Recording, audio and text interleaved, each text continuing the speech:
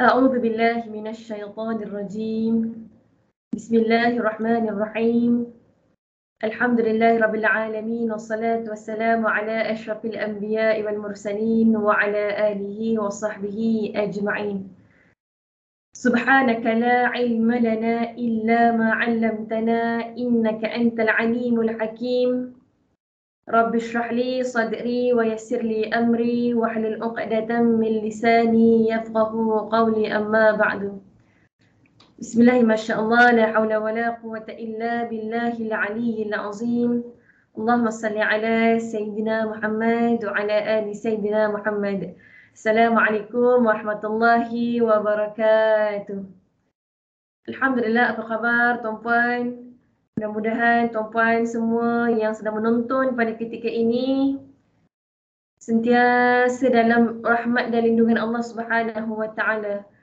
Dan moga-moga Allah sentiasa pilih kita untuk menerima hidayah Allah secara berterusan, secara istiqamah, untuk sama-sama kita mencapai keselamatan hidup di dunia dalam bimbingan agama Allah dan mencapai kebahagiaan yang hakiki hidup di akhirat kelak. Amin ya rabbal alamin.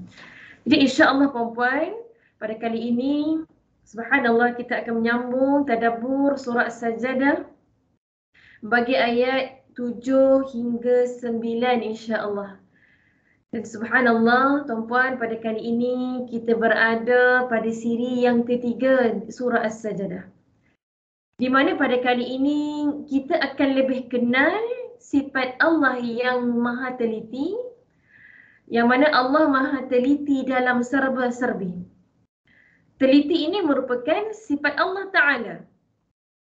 Maka kaum muslimin yang menyembah Allah, kita sebagai orang Islam yang menyembah Allah, mesti menunjukkan apa dia kesan menyembah Allah ini. Kesan menyembah Allah yang maha teliti ini, iaitulah kita juga kena ada sifat teliti dalam serba-serbi kehidupan kita. Ya benar, kita kadang manusia penuh dengan kelemahan. Ya, kita ada banyak kelemahan dalam masa yang sama. Kita juga boleh teliti dalam banyak perkara, namun tak semua perkara. Tetapi sekurang-kurangnya kita berusaha untuk menjadi orang yang sangat teliti dalam perkara-perkara yang serius. Misalnya, sebagai contoh, dalam pekerjaan mesti ada tugasan daripada bos kita yang kita terima. Jadi kita kena teliti dengan pekerjaan tersebut, insya-Allah. Sebagai seorang suami, kita ada amanah dengan isteri. Sebagai seorang isteri terhadap suaminya, sebagai seorang ayah, seorang ibu, kita mesti teliti dalam memilih perkataan, menuturkan perkataan kepada anak-anak kita dan sebagainya. Maka sifat teliti ini adalah sifat Allah Subhanahu wa taala. Maka subhanallah, inilah dia muqaddimah. Juga sebenarnya ini adalah ringkasan dan inilah rumusan daripada ayat yang ke-7 hingga ke-9 surah As-Sajdah yang kita nak bincangkan sebentar lagi. Subhanallah. Maka subhanallah puan-puan, boleh buka mushaf masing-masing, catat apa yang perlu dicatat untuk sama-sama kita ambil iktibar dalam kehidupan kita, insya-Allah. Subhanallah tuan-puan dan dirahmati Allah Subhanahu wa taala.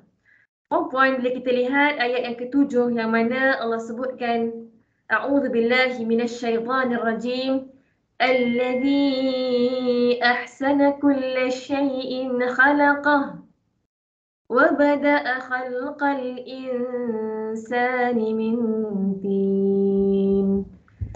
Allah itu telah bersifat ahsana, puan-puan. Ahsana ini artinya, ya subhanallah, artinya telah menciptakan atau yang memperindah segala sesuatu dengan sifat yang sangat teliti, dengan sifat yang sangat memperindah, sangat memperelok, subhanallah.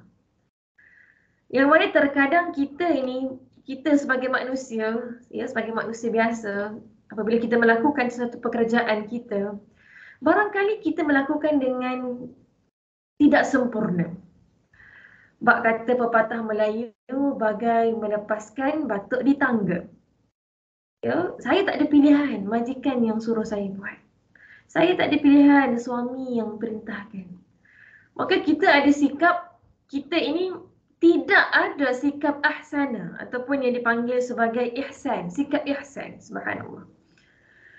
Walillahi mathalil a'la. Allah Ta'ala declare subhanallah dalam surah As-Sajadah, di mana Allah Ta'ala dalam serba-serbi yang Allah cipta, Allah telah mencipta dengan sifat ihsan, ahsana. Allah akan mencipta dengan sifat yang memperindah, memperelok, sehinggakan seseorang yang meneliti segala apa yang Allah jadikan, dia akan kata subhanallah. Dia akan kata wow, subhanallah. Ya, sebagaimana tuan-puan ya, apabila menerima sesuatu servis ya, ataupun menerima satu layanan yang teliti daripada orang lain. Misalnya kalau kita pergi bank contohnya kan, ya ada yang kadang-kadang kita mendapat layanan yang sangat baik, sangat bagus, sangat teliti, begitu baik subhanallah. Yang mana orang teliti ni bila dia meraihkan customer dia, artinya dia akan ajak bersembang, dia tanya khabar, dia tanya akak dari mana, apa yang boleh saya bantu dan sebagainya. Dia sangat memahami secara psikologinya bagaimana nak meraihkan, nak melayani customer dia. Ini contoh orang yang teliti dalam bidang customer service misalnya contohnya. Jadi kita pun akan rasa, wow, kita pun akan sebut, subhanallah lain macam dia punya layanan kan, subhanallah. Yang mana kadang-kadang kita ni bukan siapa-siapa pun. Saya bukan di VIP pun tapi dia layan saya macam orang yang dipandang penting, subhanallah. Jadi tuan-puan pun akan merasakan wow, merasakan seronok, best kan. Jadi subhanallah puan-puan, maka kita kena tanya satu soalan bila kita tengok kepada kejadian siang. Ada tak kita kata wow? Bila kita tengok kepada ciptaan Allah di waktu malam, ada tak kita sebutkan subhanallah?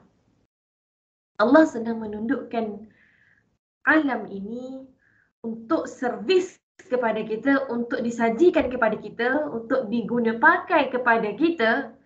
Are we saying wow? Are we saying subhanallah with Allah creatures? Adakah kita menyebutkan subhanallah di atas segala penciptaan Allah Subhanahu wa taala? Yang mana ketika bulan menjelma, ketika matahari menjelma, matahari terbenam, burung terbang, burung berkicauan, tumbuhan, binatang-binatang yang dijadikan dalam pelbagai rupa, manusia dalam pelbagai akhlak, pelbagai tingkah laku, pelbagai wajah, warna kulit dan bangsa dan sebagainya.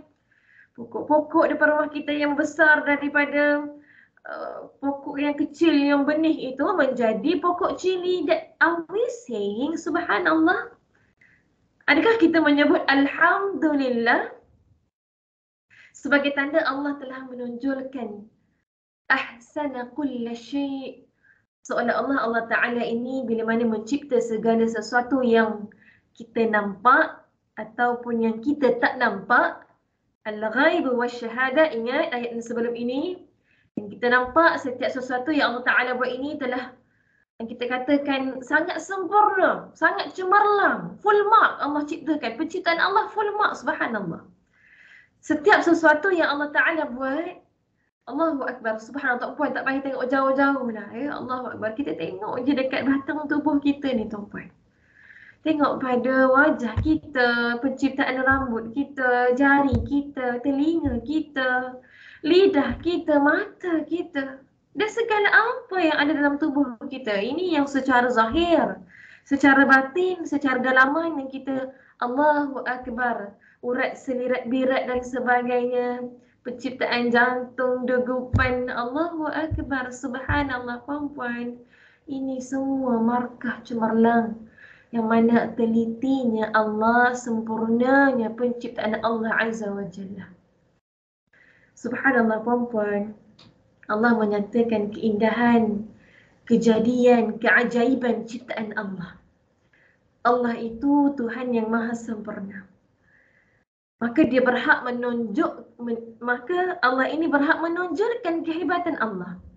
untuk menunjukkan kibraya, kebesaran Tuhan itu sendiri. Jadi Allah Subhanahu wa taala menyebutkan di dalam ayat ini, Allah declare setiap sesuatu yang aku cipta ini adalah cemerlang. Allah bukan buat seperti kita perempuan. Allah bukan buat seperti kita, manusia biasa, bagaikan melepaskan batuk di tangga. Sebab tu kita bincang pada ayat pada 2 minggu lepas perempuan, kita bincang di minggu-minggu yang lalu, kita faham elok-elok apakah maksud 6 masa. Sittati ayyam. Allah melakukan, Allah membahasakan proses Allah mencipta langit dan bumi dengan bahasa yang kita dapat fahami sebagai satu persatu, step by step, penuh teliti perempuan. Sangat teliti. Yang barangkali nanti tuan-puan mungkin ada yang berniat nak sambung belajar contohnya. Contohnya saya sambung belajar ke peringkat sambung PhD ataupun master ke, supaya nanti kita nak, bila kita sambung belajar ni, kita bukanlah belajar dengan teliti kan, supaya kita nak dapat markah cemerlang. Kita aim sesuatu untuk dapat 4 flat misalnya, dapat dean list, ya. Maka subhanallah, sekarang Allah Ta'ala declare dalam ayat ini, Allah declare segala apa yang aku buat, ahsana kulla syai', aku telah buat dengan cemerlang. Ini bermaksud bila markah dah cemerlang, maknanya Allah ini maha teliti. Namun subhanallah, alangkah ruginya kita manusia, kita tak kaji, kita buta mata, kita tak rasa apa-apa dalam diri kita, dalam hati kita. Berapa banyak kita sebut subhanallah dalam hidup kita, tuan-puan. Atau kita hanya sentiasa mengagumkan, ya? Kita hanya sentiasa bersama dengan gadget kita. Ya, kita hanya seronok dengan hiburan-hiburan, melihat video-video pendek yang menghiasi Facebook kita, social media kita, Instagram, TikTok dan sebagainya. Kita tak mempertunjukkan masa, kita tidak memperuntukkan masa untuk menghargai kejadian Tuhan di cermin yang kita lihat batang tubuh kita. Di mana Tuhan, tuan-puan, dalam kehidupan kita? Di mana Tuhan? Di manakah kedudukan Allah dalam hati kita, dalam hidup kita? Setiap masa bila kita merasai kebesaran Allah pada kejadian diri kita dan pada kebesaran Allah di dalam alam ini, subhanallah. Allahu Akbar. Jadi subhanallah, perempuan. Kemudian tuan-puan, kita lihat ayat yang seterusnya. Bila kita lihat pada ayat yang seterusnya, seperti ayat yang ke-8 dan ke-9. Alladhi ahsana kulla syai'in khalaqah wa bada'a khalqal insani min tin. Allah menciptakan manusia ini daripada tanah yang basah. Maka kemudian Allah sambung ayat yang ke-8. Thumma ja'ala naslahu min sulalatin min ma'in mahin. Dan kemudian Allah Ta'ala menjadikan keturunan manusia daripada air mani yang hina. Thumma sawwahu wa nafakha fihi min ruhi. وَجَعَلَ لَكُمُ السَّمْعَ وَالْأَبْصَارَ وَالْأَفْئِدَةَ قَلِيلًا مَا تَشْكُرُونَ. Allah Ta'ala menyebut, Allah katakan, Allah telah menyempurnakan kejadian manusia dengan Allah meniupkan ar-ruh. Tuan-puan, manusia ini belum sempurna kalau sekadar kejadiannya daripada tanah. Manusia ini belum sempurna kalau kejadian hanya selepas daripada air mani yang hina. Ya? Yang mana bila mana sperm dan ovum bersatu di dalam rahim ibu, ia belum cukup sempurna. Ia belum sempurna. Namun ia sempurna bila apa? Sempurna bila ruh ditiupkan, 4, 5, 6 bulan anak itu dalam kandungan, ruh itu ditiupkan, maka ketika itulah kesempurnaan berlaku, subhanallah. Kenapa sempurna? Kerana ar-ruh ditiupkan. Allahu Akbar. Dan subhanallah, menarik tuan-puan, yang saya nak tuan-puan fikirkan sejenak, termasuk diri saya yang berkata ketika ini, mengapa Allah Ta'ala menyebutkan dalam ayat ini yang seterusnya, Allah ciptakan, mengapa Allah kata Allah ciptakan telinga, aku ciptakan mata, penglihatan, dan aku ciptakan afidah. Aku ciptakan hati yang mana hati ini sering beremosi, ada emosi. Selepas Allah mengumumkan, aku tiupkan ar-ruh pada setiap tubuh badan manusia. Sebab apa tuan-puan? Sebab apa?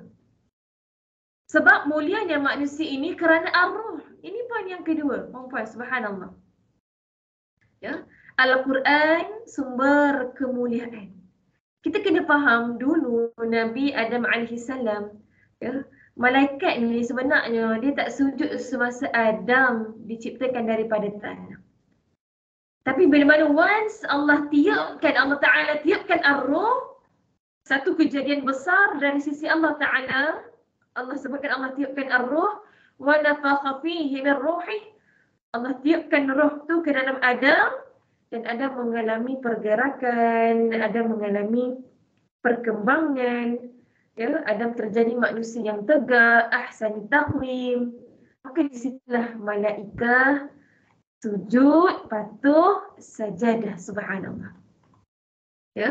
Ketika dalam surah yang mana ketika ini kita dalam surah As-Sajadah, nak menggambarkan kemuliaan seseorang bila mana rohnya bersih, perempuan.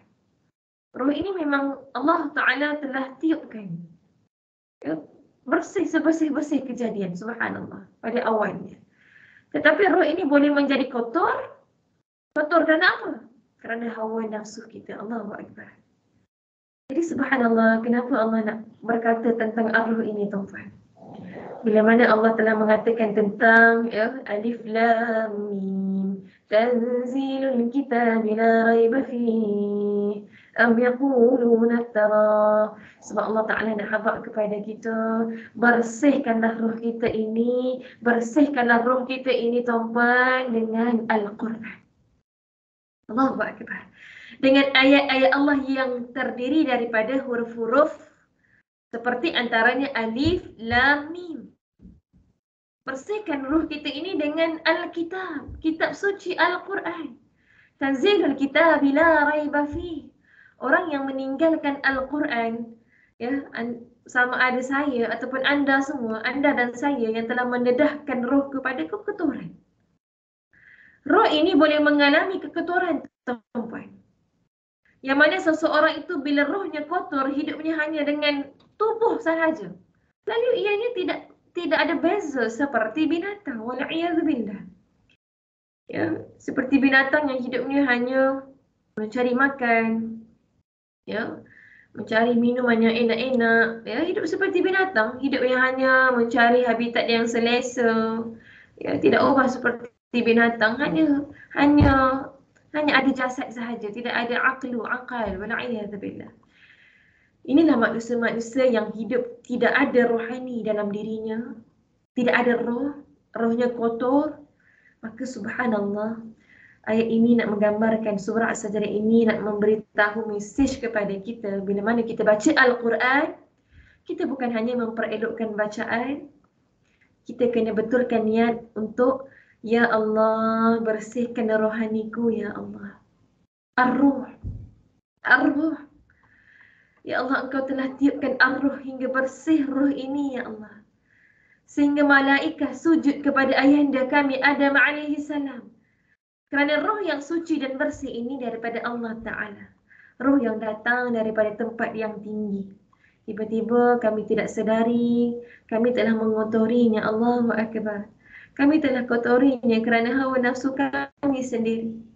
Maka subhanallah, wahai Allah, bersihkan rohani, bersihkan diri kami, roh kami, aspek spiritual ini. Maka tuan-puan, bersihkanlah ia dengan Al-Quran. Subhanallah. Subhanallah, tuan-puan. Dalam surah Al-Jum'ah ada ayat, dalam ayat yang kedua ada Allah mengatakan, Allah membersihkan rohanimu. Huwallazi ba'atha fil ummiyina rasulan minhum yatlu 'alaihim ayatihi Wa yuzakkihim wa yu'allimuhumul kitaba wal hikmah. Al-Quran bukan hanya untuk ditilawahkan, bukan hanya untuk dibaca semata-mata. Al-Quran itu wa yuzakkihim.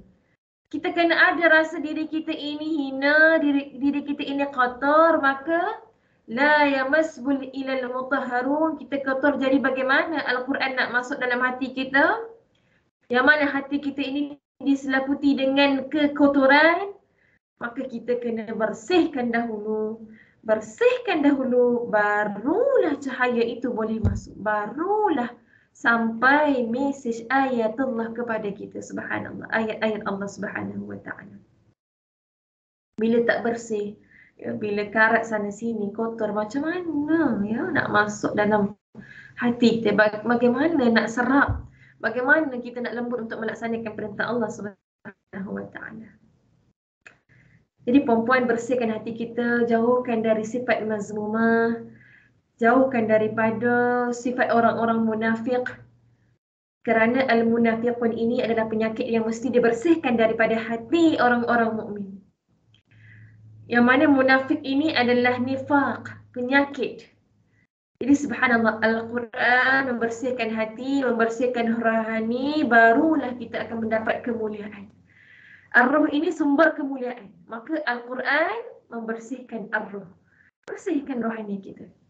Jadi bagaimana kita nak membersihkan Ar-Ruh? Yang mana menarik pada ayat yang ke-9 ini, perempuan, sama-sama kita lihat.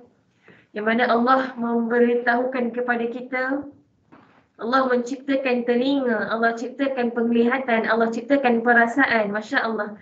Lihat bagaimana eloknya proses penciptaan ini. Tuan-puan, kita kena betul-betul teliti, lihat, perhati, teliti betul-betul. Allah sebut pendengaran dahulu.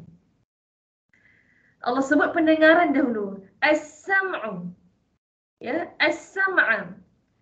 Kemudian Allah sebut, barulah Allah sebut al-absar, penglihatan. Kemudian Allah sebut perasaan. Jadi susun atur ini menunjukkan proses yang berlaku di alam rahim.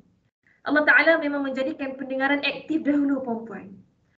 Sebab itu, bila mana lahir anak ke dunia, kita tak main peekaboo dulu, kan? Betul tak? Kita tak ada main cak dahulu, betul tak? Maka kita buat apa, perempuan? Ya, agama Islam mengajarkan kita kena azankan dahulu anak tersebut. Allahu Akbar, Allahu Akbar, Allahu Akbar. Ya, ataupun kita iqamahkan bagi anak perempuan. Sebab nak kata, nak gambarkan, telinga ni akan aktif dahulu. Malah bayi yang baru lahir awalnya penglihatannya masih kabur, hakikatnya, kan? Anak yang baru lahir masih belum melihat dengan sempurna. Kerana itulah proses. Itu adalah sunnatullah. Ia peraturan Allah Ta'ala. Jadi kita kena ikut flow tersebut. Kerana di alam rahim pun Allah buat pendengaran aktif dahulu, kemudian penglihatan, kemudian barulah degupan jantung. Dan bila kita nak Al-Quran ini membersihkan roh daripada kotoran, membersihkan hati kita daripada kekotoran, kita kena ikut flow ini. Subhanallah. SOP-nya. Telinga dahulu. Kemudian mata. Kemudian hati. Dan inilah dia apa yang kita sedang lakukan. Tadabbur. Apa dia tadabbur, tuan-puan? Dengar dengan teliti. As-sam'a. Maksudnya, fastami'u lahu wa ansitu. Inna sami'na Qur'anan ajaba. Dengar elok-elok Quran ni. Dengar. Nama pun Al-Quran, sesuatu yang dibacakan dengan kerap. Maka sama-sama kita perdengarkan dengan baik. As-sam'a, Allah Ta'ala, subhanallah, lihat ya. As-sam'a, mufrad, tuan-puan. Menunjukkan mufrad ini, tolong jangan kita terlalu banyak nak dengar banyak pihak. Ya, yang mana hakikatnya kalau kita duduk dengar banyak pihak ini, lagi banyak, lagi pening kepala kita. Dan dari situ kalau banyak sangat orang duk kata, kan, duk kata, kita duk ikut orang duk kata ni, orang duk kata tu, lagi pening kepala kita, lagi tak tahu kita tujuan hidup kita ni untuk Allah ke atau untuk orang. Kadang kita nak buat satu, tak usah nak buat macam tu, nanti apa orang kata, kan. Cuba kita buat sesuatu tu, Allahu Akbar, tak usah buat macam ni, Allah tak bagi ni. Al-Quran kata apa, kan? Sunnah kata apa, Nabi buat macam mana. Tentu yang sebenarnya. Ya. Barulah kita tahu tujuan kita. tujuan hidup kita. Hanya dengan Al-Quran, hanya dengan wahyu Quran dan sunnah, kamu akan tahu apa tujuan hidup dan kamu akan berada di landasan kejayaan dan kebahagiaan insya-Allah. Kamu dengar kata-kata orang barat, ya, kadang-kadang kita dengar kata-kata orang timur, falsafah A, falsafah B, buku A, buku B, orang kata gitu, orang kata gini, dan kamu tinggalkan buku daripada Tuhan, yakni Al-Quran. Maka kamu akan lost. Kamu akan sesat. Kamu tak akan jumpa jalan bahagia. Kamu tak akan jumpa jalan kejayaan. Jadi, dalam ayat 9 surah As-Sajdah ini, As-Sam'a, ini mufrad kepada orang yang belajar bahasa Arab. Dalam bahasa Arab, As-Sam'a ini mufrad perempuan. Absar itu jamak. Ya, seterusnya Allah sebutkan wal absar wal afidah itu jamak. Afidah itu pun juga jamak. Nampak ya, tuan-puan? Jadi kenapa Allah Ta'ala nak kata jangan hanya mendengar ini, jangan terlalu banyak? Kerana kamu akan confused. Kamu akan keliru. Jadi tegaslah kita dengan satu sumber, iaitulah Al-Quran dan As-Sunnah. Jadi kita dengar Al-Quran ini elok-elok. Ya. Kita dengar ayat-ayat suci Al-Quran ini. Jadikan rujukan. Kemudian step by step, step yang kedua Allah sebutkan, step yang kedua adalah Al-Absar. Kita perhati di alam ini apa yang Al-Quran katakan. Rupanya benar-benar menjadi kenyataan. Banyak perkara yang para saintis dunia telah lakukan kajian. Dan subhanallah ternyata tuan-puan terbukti ianya telah tertulis di dalam Al-Quran. Yang berada berabad-abad dahulu Allah telah turunkan kepada Nabi Muhammad sallallahu alaihi wasallam. Jadi kita sebagai seorang mukmin yang belajar sains, ya, bila dia belajar semua ini, dia akan tengok kejadian alam ini, jadi dia akan cuba cari, agaknya Al-Quran bicara tak tentang hal ini. Jadi Al-Absar adalah mengkaji dengan mata kita. Dan subhanallah akhir sekali, ya, dengan Al-Afidah wal-Afidah. Allahu Akbar. Kita tak cukup sekadar dengar Quran. Kita tak cukup sekadar mengkaji alam menerusi Al-Quran. Tapi kita kena feel, puan-puan. Kita kena rasa. Kita kena rasa sesuatu dalam hati ini. Kita kena rasa kita ini bertuhan. Kita kena rasa ada Tuhan yang tadbir alam ini. Jadi subhanallah. Allahu Akbar. Allahu Akbar, tuan-puan. Subhanallah, sangat hebat ya. Ayat 7, ayat 8 dan ayat ke-9 surah As-Sajdah ini. Subhanallah. Maka akhirnya, ya, pengajaran yang boleh kita perolehi. Yang pertamanya, tuan-puan, dalam surah ini, amalkanlah sifat ihsan dalam kehidupan kita.